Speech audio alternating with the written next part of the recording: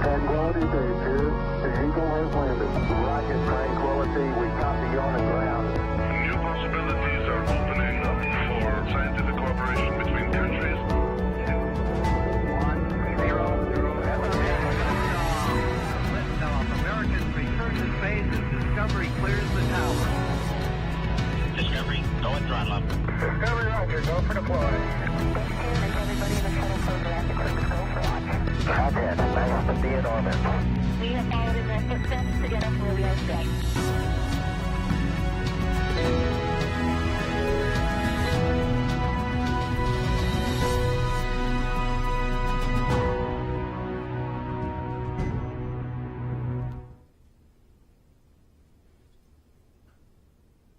Hello, I'm Behnken with NASA's Office of Communications, and thank you for joining us today as we have one day to launch of the historic NASA SpaceX Demo 2 mission. We moved this press conference indoors, originally planned for the countdown clock due to weather, but we have good news. The weather has improved, and right now we have 60% chance of favorable weather for launch. But today, we'll hear lots about the launch by our great guests today. We have Bob Cabana, Center Director for Kennedy Space Center, Jim Bridenstine, the NASA Administrator. We have commercial crew astronauts Nicole Mann and Kjell Lindgren, and NASA Deputy Administrator Jim Morhard. We'll be hearing more from them in a minute, but first, let's talk to Bob Cabana. Thanks, Bettina. Well, good morning and welcome to the Kennedy Space Center. I don't have to tell you all how exciting it is to have the first flight of humans to space from the Kennedy Space Center in 9 years. And what an historic pad to be doing it from. We went to the moon from pad 39A, and 82 of our 135 shuttle missions launched off that pad, including 3 of my flights. And now, rather than rusting away in the salt air through our partnership with SpaceX, that pad is being used once again, and it's now for our commercial crew program as well as other missions for SpaceX, and I think that's absolutely outstanding. Truly an historic time from an historic pad. We're really pleased to have our NASA Administrator Jim Bridenstine with us this morning. As a member of Congress, Jim was a huge advocate and proponent for aviation and spaceflight as a member of the Armed Services Committee and also the Science, Space, and Technology Committee. And now he's sharing that passion with all of us as he leads NASA into a new era of space exploration. Jim? Well, thank you, Bob. It's great to be here at the Kennedy Space Center.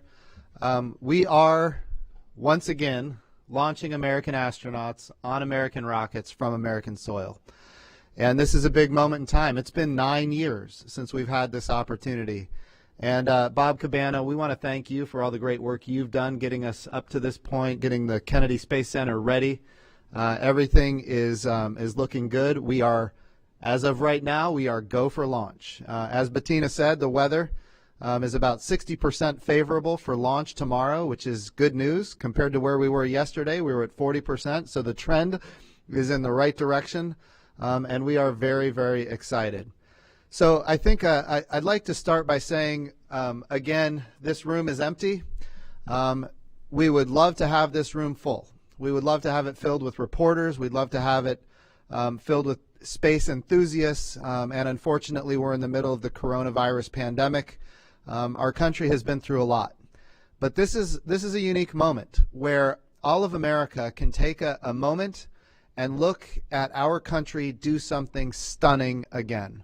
And that is launch American astronauts on American rockets from American soil. And we're going to go to the International Space Station. And what we do there, of course, is we're transforming how we do spaceflight in general.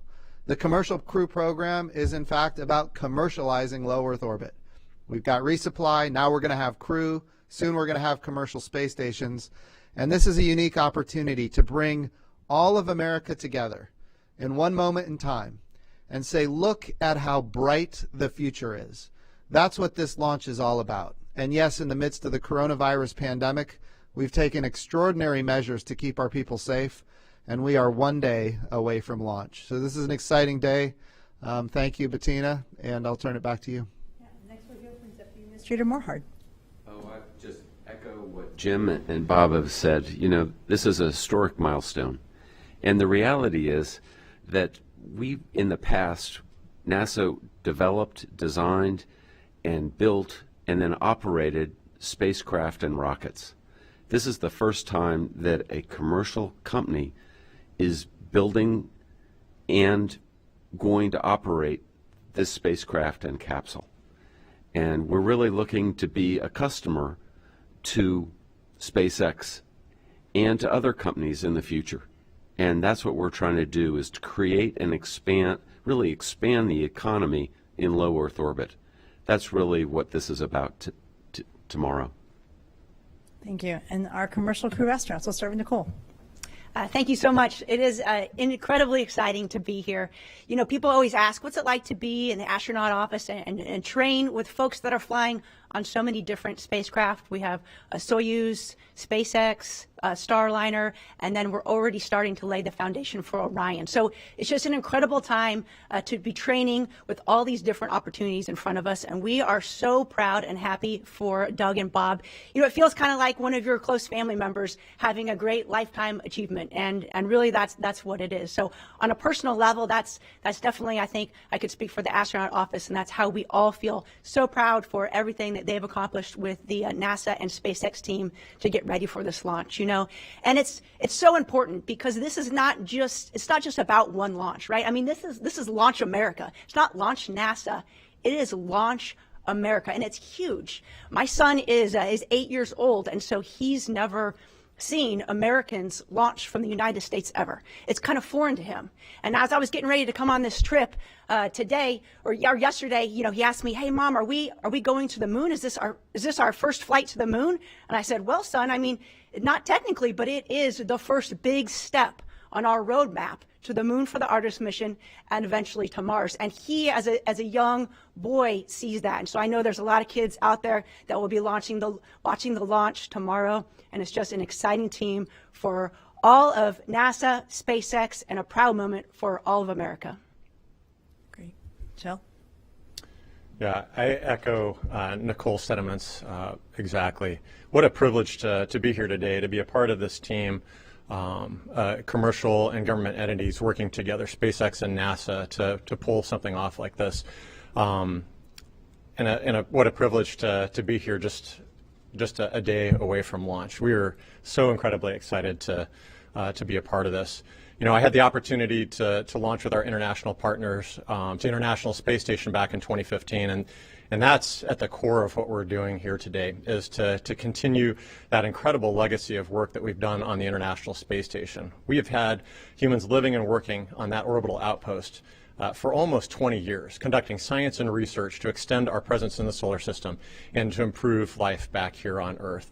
And this launch represents an extension of that capability, and having the ability to launch Americans from American soil on a U.S. spacecraft is absolutely amazing.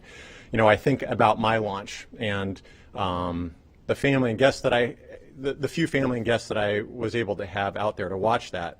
And I think about now, you know, so many Americans in the future being able to congregate down here and watch this incredible vehicle take off. For people that live here in Florida, just to go out on their porches or to look up from our parking lot and to see this vehicle claw its way into space. To watch Americans flying into low Earth orbit and into the International Space Station, and the absolute power of that to inspire our future generation of explorers and leaders. It is truly a privilege to be a part of this, to be able to witness this historic moment, and to see where this journey ultimately takes us. Fantastic. With that, we'll take our first question. But before that, just a reminder: if you're interested in what we're doing today of watching the launch, you can go to nasa.gov/beourguest and get more information on the virtual experience. But we'll take our first question from AFP. Ivan. Administrator, will Kjell Lindgren be flying the second operational mission of Crew Dragon? And can you confirm whether he'll have a European or Russian with him on that mission? The crew for the Crew Dragon for Crew 1 has been selected. I don't think you were on that crew, were you, Kjell? I'm not on Crew 1. I've had the opportunity to back up both the Bob and Doug and Crew 1, and I think the following crew, those assignments are still being processed. Right.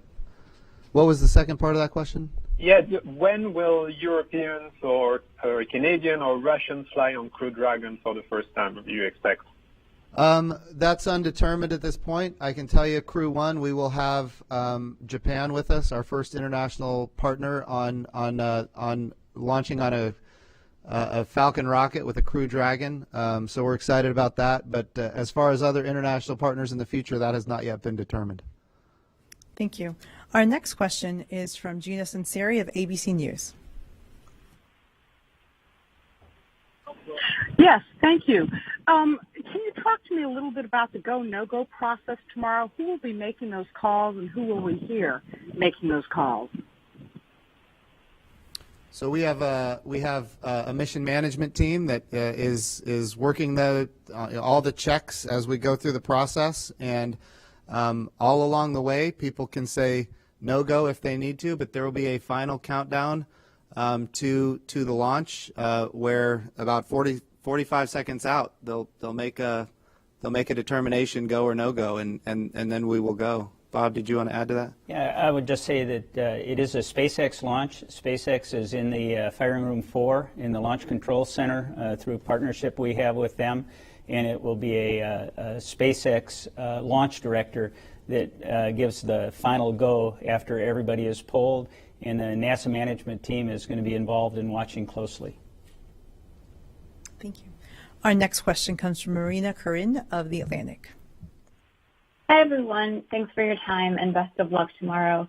A follow-up to the question that was just asked now. I'm wondering if NASA personnel are allowed to intervene and take over from SpaceX at any point during the mission if NASA feels that it is necessary. The answer to that question is yes. We, of course, are the customer here. And so we do. But look, our goal is to have SpaceX be able to do missions one day without NASA. We want them to go get customers that are not us. And so we want to make sure that they're making decisions. But if we see something that we disagree with, certainly we have the right to intervene. I don't see that being necessary, but at this point. But yes, we can intervene if necessary. Thank you. Our next question comes from Paul Brinkman from UPI. Yes, hello. I would like one of you to comment on the sort of built-in uncertainty of this mission in terms of the length of the mission, anywhere from 6 to 16 weeks, I believe. I know any manned spaceflight or crewed spaceflight has uncertainty, but I'm wondering how much of the readiness reviews went over the astronauts' training and the uncertainty of that time period. Yeah, so there's a lot of things that go into this. Number one, we got to get our astronauts to the International Space Station. Once they're there, there's a lot of different elements that come into play as to when they come home. Remember, this is a test flight. The highest priority is to test the vehicle and get it home safely, and then be prepared to launch Crew 1. So some of the things that go into the mix as to when they're going to come home include the solar arrays, for example. There is a limitation on the solar arrays of about 114 days, period. We can't go beyond that. Of course, some engineers might argue that we can, as we're on the space station, we will understand how the solar arrays are performing. But right now, we're looking at a limitation of 114 days for the solar arrays. Then we have to consider weather. When we come back to Earth, we have to make sure that the winds and the sea states and the precipitation and lightning, all of those things create a metric, if you will, as to how safe it is to come home. And so we need to make sure that we have the right weather. And if we have a good window to come home, remember, this is a test flight. And as such, if we have a good window to come home and they're not necessary on the International Space Station, we will be taking it. And then, when we think about the other big parameter is, when is Crew 1 going to be ready? Right now we're targeting August 30th for a launch of Crew 1. That's what we're working toward. What that means is that we can keep our astronauts on board the International Space Station doing the maintenance of the ISS as well as doing experiments on the ISS for a period of time, knowing that they can be there probably until early August. We need to get the spacecraft home. Then we need to evaluate the spacecraft, collect all the data, make sure that it performed the way we wanted it to perform, and then get ready to launch Crew 1. So the big parameters, of course, are the weather, the solar arrays, when Crew 1 is going to be ready. So there is a lot of flexibility built into the back end of this mission, but that's intentional. I want to reiterate, it is a test flight. The goal is to get them to the International Space Station, test the systems, and get them home. If they can do more work than that while they're on the ISS, certainly that's okay, but this is a test flight. Thank you. Our next question comes from Keith Cowing. Hi, I have a question as a member of the Apollo generation. I know Jim Morhart will remember that when we were kids, we wanted to know everything that astronauts did, and NASA went out of their way to tell us everything, including what they ate. Yesterday, Marina asked a pretty straightforward, honest question. What are they going to have for breakfast? And the answer was, I don't know, but we'll get back to you. And then Joey Roulette did some checking and found out that the astronaut breakfast menus are not subject to disclosure. Is that really the answer? I mean, how do you explain to a sixth grader in the Artemis generation that we can't tell you what the astronaut's eating? I mean, shouldn't there be a little more transparency in some of this? Can I take that one, Bettina? Well, I don't think, as far as transparency goes, I can tell you what it's like in the past. And astronauts get anything they want for breakfast. You got your choice, whether it's breakfast, lunch, or dinner. It's made to order. And I can go from my personal experience on my first flight. I'd heard that some folks get space sick, and I certainly didn't want to get sick. I don't get air sick. And so I had like a toasted English muffin and a cup of coffee because I'm addicted to caffeine. I was going easy. But one of my crewmates had steak and eggs and hash browns, and he's pouring the hot sauce on, and he didn't get sick. But no, it's they may not have even decided what they want for breakfast yet tomorrow. So it's kind of hard to release what you don't know. But I'm sure they'll make a decision, and they'll get anything they want. Thank you. Maybe some of the current astronauts would like to answer. I know, Kjell, you've done a mission. What did you eat? I did. So we got anything we wanted as long as it's what was being served that morning. I was kind of like you, Director Cabana, that I wanted to take a little easy. I didn't know exactly how I was going to react to being on orbit. And so I went easy on the solids. I also got my fair share of coffee. We ate really well while we were in quarantine, but we didn't have the choice of what we were going to eat. And I honestly, I was so excited that day I can't remember what it is that we ate, but it was plenty, and it was great for what we needed to do that day. And of course, that was at Baikonur. That's right. Yeah, that was at Baikonur. Yep, yeah. Absolutely. Great. All right, we'll go to our next question. It's Jackie Goddard with the Times of London. Hello. Yes, thank you. My question is for Mr. Bridenstine. Both astronauts are dads, and I wondered what you would say or what you have said that you can share to their two little boys about what their dads are doing and the significance of it. Thank you. So I had a hard time hearing it. It was a question about the children of the astronauts? I said both astronauts are fathers, so I wondered what you would say or what you have said that you can share with us to their two little boys about what their dads are doing and the significance of it. Absolutely. So I would start by saying, and they know this, their dads are heroes, American heroes. They're laying the foundation for a new era in human spaceflight. It's an era in human spaceflight where more space is going to be available to more people than ever before. We envision a future where low Earth orbit is entirely commercialized, where NASA is one customer of many customers, where we have numerous providers that are competing on cost and innovation and safety, that they're driving down costs, they're increasing access. And we are proving out a business model, a public-private partnership business model that ultimately will enable us to go to the moon, this time sustainably. In other words, we're going to go to the moon to stay. We love Apollo. The Apollo era was fantastic. The problem is that it ended. And now we've got the Artemis program, which is our sustainable return to the moon, named after Artemis is the twin sister of Apollo in Greek mythology, and she was the goddess of the moon. And this time, when we go to the moon, we get to go with all of America, a very diverse, highly qualified astronaut corps that includes women.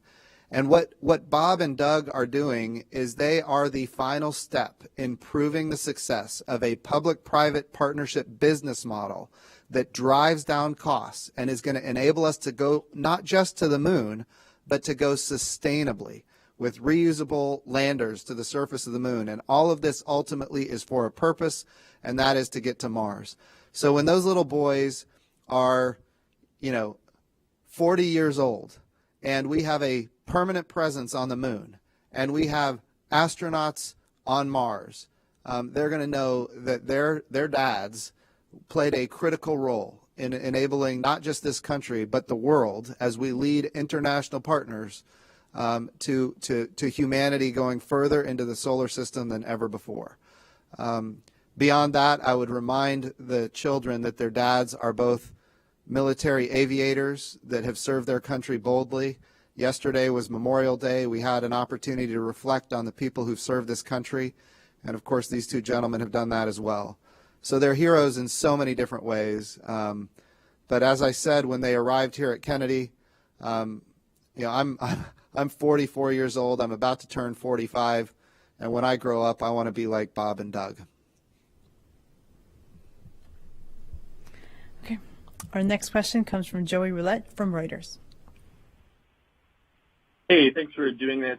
Question for Jim Bridenstine. It's definitely been a long run to get to this point, and I'm wondering how, has this, commercial crew development and the road it took to get Crew Dragon to this point shaped your view of the commercial space marketplace? And Jim Morehart, feel free to answer too, because since you mentioned something at the beginning of the call. Thanks. So this is an important milestone.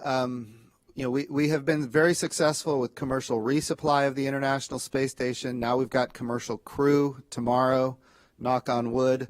That will be a successful mission. And then we need to build commercial space stations in low Earth orbit. And in order to create the market where these kind of programs can be capitalized with public-private partnerships, we need to prove that there is an economy for human activity in low Earth orbit. And that's what we're using the International Space Station for right now. And of course, some of the most salient projects happening there that have been going on really for a long time now would include immunizations being developed on the International Space Station for salmonella, pneumonia, the ability to compound pharmaceuticals that we can't do in the gravity well of Earth. Microgravity is a resource that is very valuable. It is a tool. The ability to print human organs in 3D. We're proving that we can create human tissue using adult stem cells, adult skin cells, creating the stem cells that can create human organs in 3D. Now, we're not at the human organ level, but we're at the tissue level right now. That's a capability that will transform lives here on Earth. The ability to create artificial retinas for the human eye so people who have macular degeneration don't have to lose their eyesight. The ability to create fiber optics in a more pristine way so we don't have to have cable repeaters. So, and that drives down costs and it increases fiber optic networks for humanity across the globe.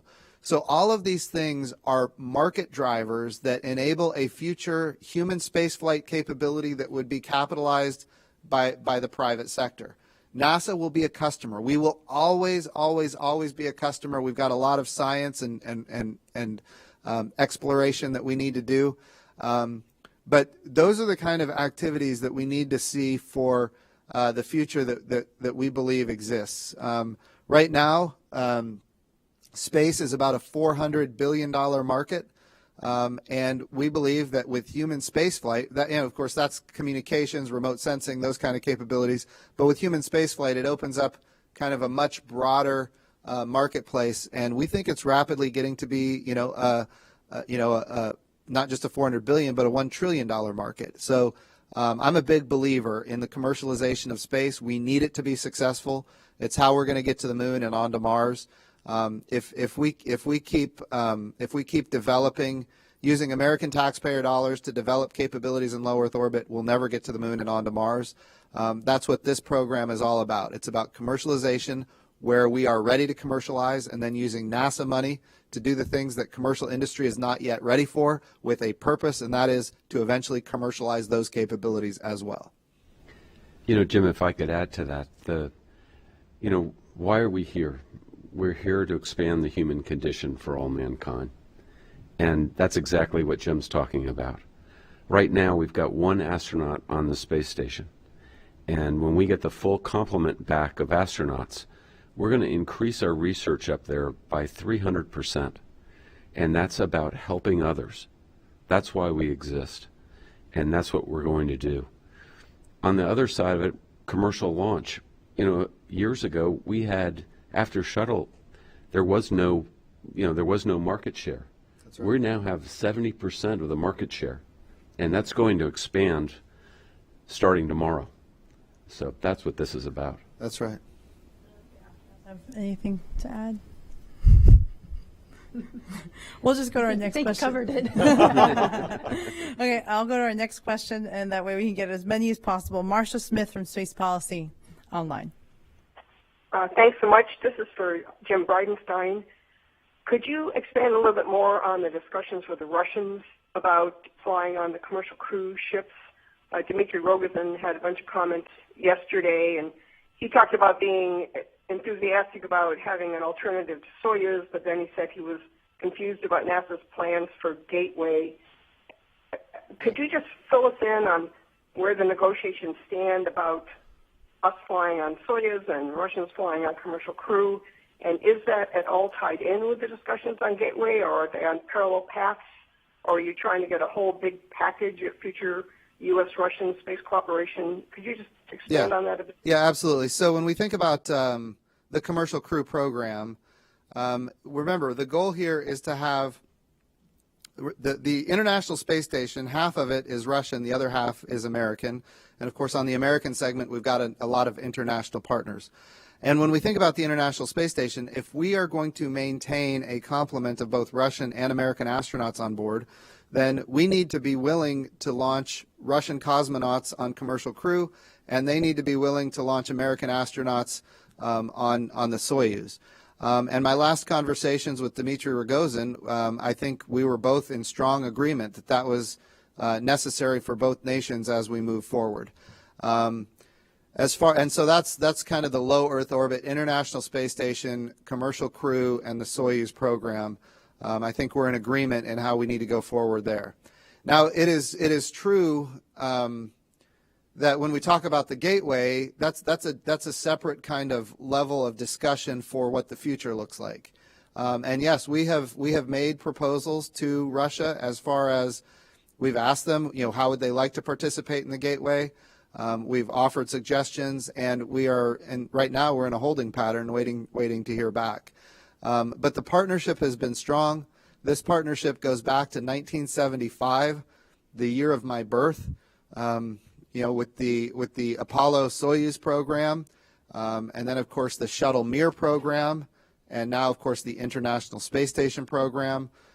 This has been, I think, a bright, shiny object that demonstrates that space can unite people, and it's really above terrestrial geopolitics, literally above terrestrial geopolitics. So it's I think it's a relationship that we are interested in maintaining, and of course we'll continue to work with them. Bob, did you have any thoughts on that? No, I think, it's something that we need to work on as we continue down the road. We do have a strong partnership, and it's necessary to have multiple vehicles to get us to the International Space Station. We need that dissimilar redundancy, not just between Boeing and SpaceX, but with our Russian partners as well. We proved it during the shuttle era, and I'm sure in the future we'll prove it again. Our next question comes from Robert Perlman from Collect Space.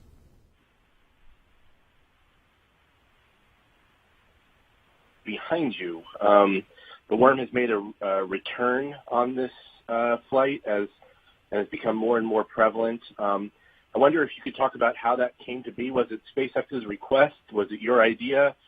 And what will be the role of the logo type going forward beyond this mission?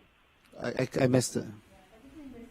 Of your question, I think it's about the NASA worm, but can you repeat the question, please? Sure, if you can hear me now.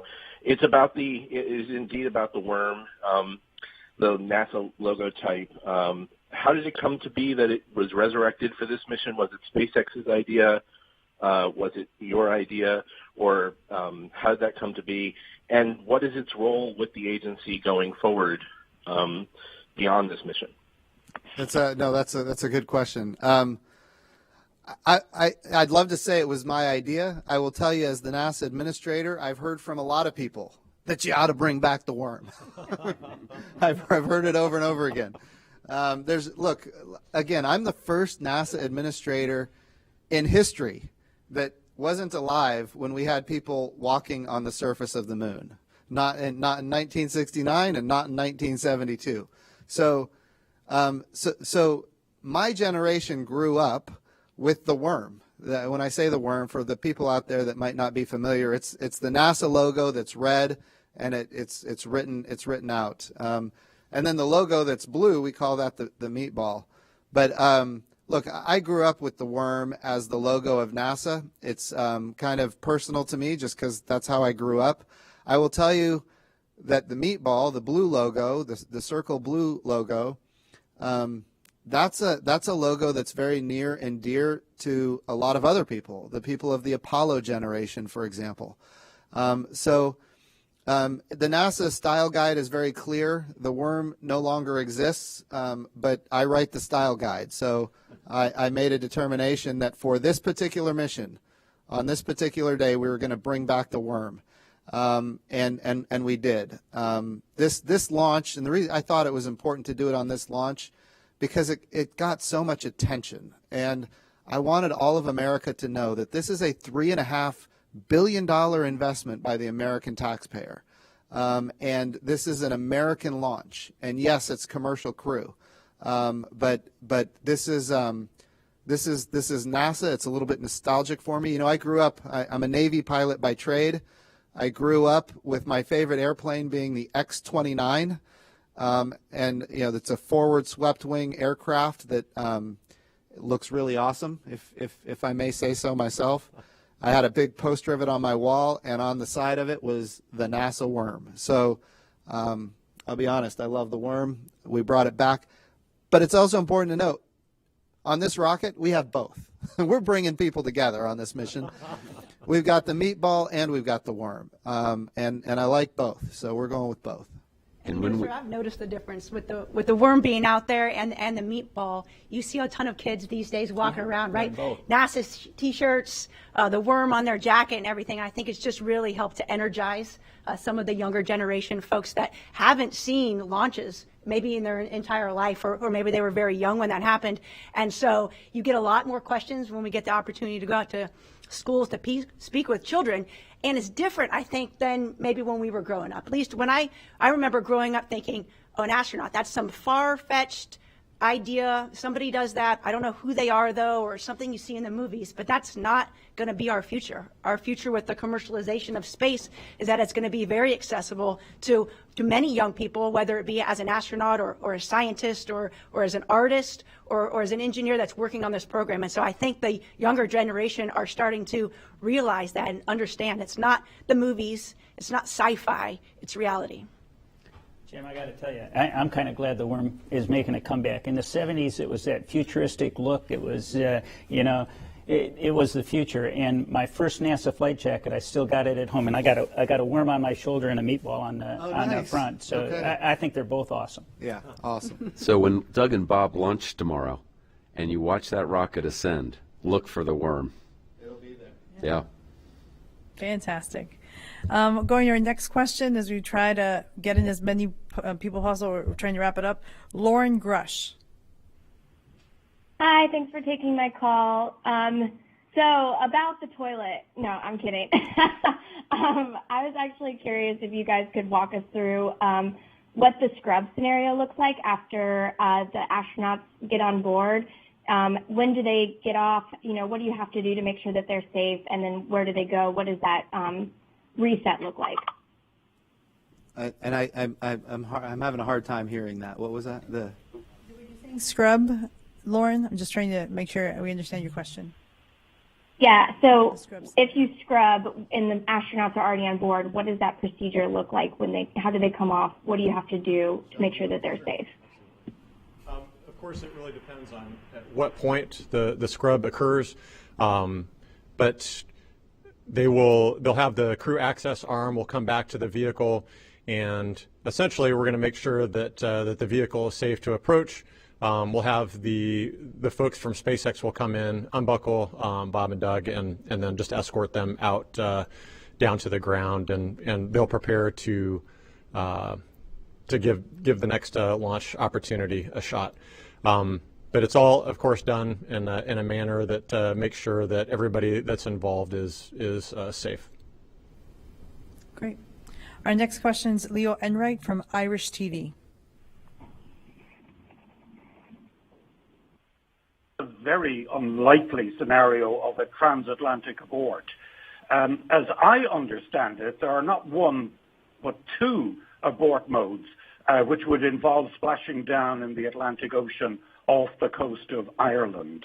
And so I'm wondering, what is the plan there? There don't appear to be assets stationed, say, at Shannon. How are the crew going to be retrieved in this very unlikely scenario? Or will you be waiting for a boat from Phoenix in Kerry to come and collect them? Kjell, I'll let you. You bet, absolutely.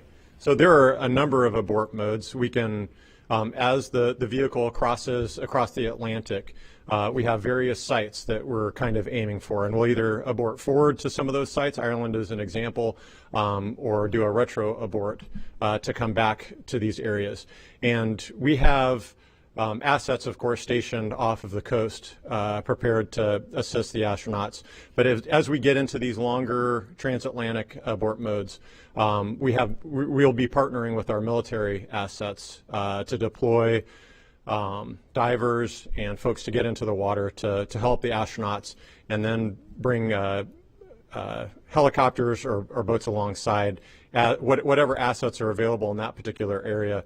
But it's our partnership with the military that really helps us, the Air Force specifically, that helps us deal with any of those more downrange aborts. Thank you. Next question, Marcia Dunn.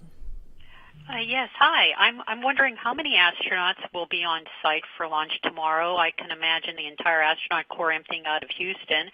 And how will you prevent launch fever from taking over on such a big mission with such high expectations with the President of the United States in attendance? Thank you.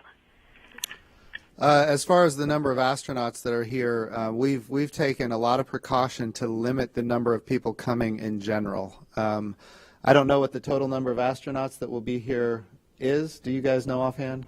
It's, I think, under 10. Under 10. Definitely under 10. It's a Okay. small number, yes. So we won't have a large contingent of astronauts here. What was the second part of the question? Oh, launch fever. Absolutely. Look, this is a serious issue, and as a naval aviator, there's what we call get-home-itis. We have to make sure that we give permission for people to say no, and I've been doing that all along. In fact, we've been so diligent about making sure people have the authority to say no.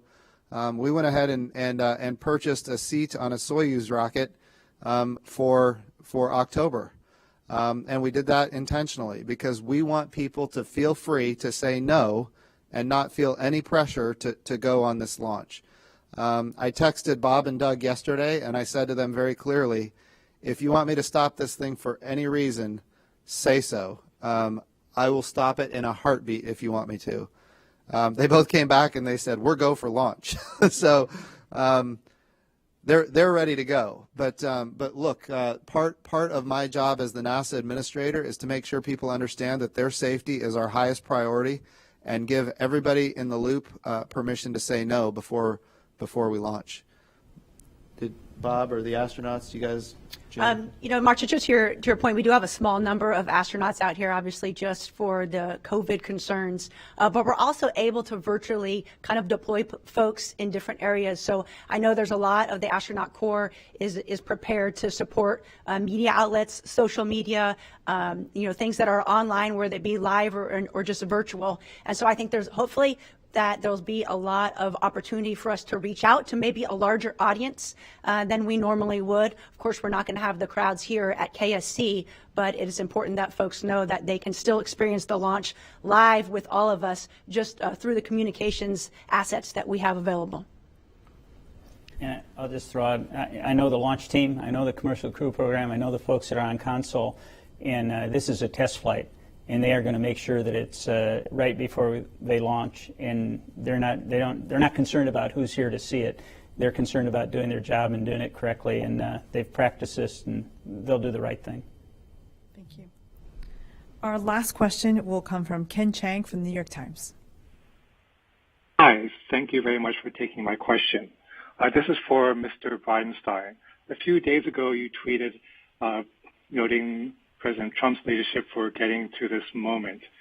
And Gary Wiesman, a former NASA astronaut, pointed out that commercial crew started in 2010 when under President Obama, and of course commercial cargo goes back to George W. Bush. I was wondering if you could just talk about credit for getting to this milestone for your predecessors and for previous presidents. Absolutely. So this is a program that demonstrates the success when you have continuity of purpose going from one administration to the next. If we go back all the way to commercial crew, that started under President George W. Bush, commercial resupply, and then commercial crew under President Obama. And Charlie Bolden did absolutely magnificent work as the NASA administrator at a time when this particular program, and Bob, you remember this, it didn't have a lot of support in Congress. And Charlie Bolden, who is a NASA astronaut and an American hero, he's an F-18 pilot. I got to put the F-18 pilot plug in there. But Charlie Bolden did just yeoman's work in order to get this program off the ground, to get it going. And here we are all these years later having this success. I will reiterate that the human spaceflight program under President Trump has really blossomed. Our budgets now are as high as they've ever been in nominal dollars. They're the highest ever. In real dollars, they're still very high, not maybe as high as Apollo, but that was a little bit of an anomaly in the history of NASA's budget. But it's also true that it's being backed up. The rhetoric isn't just there; it's being backed up with the budgets, and it's bipartisan. I did an event with Speaker Pelosi out at the Ames Research Center. Goodness, that would have been last August, and it was Women's Equality Day, and I thought it was important. And we reached out to her and asked her if we could do Women's Equality Day. She was going to do it in San Francisco. We asked her to do it at Ames. And in a press conference after the event, we talked about Artemis, the importance of going to the moon with all of America, now going with women, and we did it on Women's Equality Day. And in the press conference afterwards, she said, we're all counting on you to get not just the next man, but the first woman to the moon. And she said, I'm so glad that you called the program Artemis. Look, this space program that we have in this country unites people, period. It always has. We look at the most divisive times in American history. We think about the Vietnam War, the 1960s, not just the war, but the protests. We think about the civil rights abuses and the civil rights protests, the very divisive, challenging times. And here we are all these years later in the midst of the coronavirus pandemic, and we have this moment in time where we can unite people again. And that's really what this launch is going to do. It's not just going to unite, Republicans and Democrats. It's going to unite the world. The whole world is going to be watching this particular launch, and all of our international partners are very interested. In fact, they participated in the flight readiness review because their astronauts are one day going to fly on this rocket, and they're already big operators of the International Space Station where this Crew Dragon will dock. So this mission is, I think, a very uniting mission. Space exploration in general unites Republicans and Democrats. It unites people across geopolitical boundaries. And that's really what's unique about NASA and what's unique about space. But I will not hesitate to tell you that President Trump has been a massive space advocate. He promised to launch American astronauts on American rockets. He promised to create a moon program, and he's done both of those, and he's backed it up with his budget requests, not just with the words. Okay. Well, with that, we're going to close today's press conference. Thank you so much for joining us. For more information, go to nasa.gov. And for more information of how to enjoy all these events virtually, go to nasa.gov/beourguest. Thank you.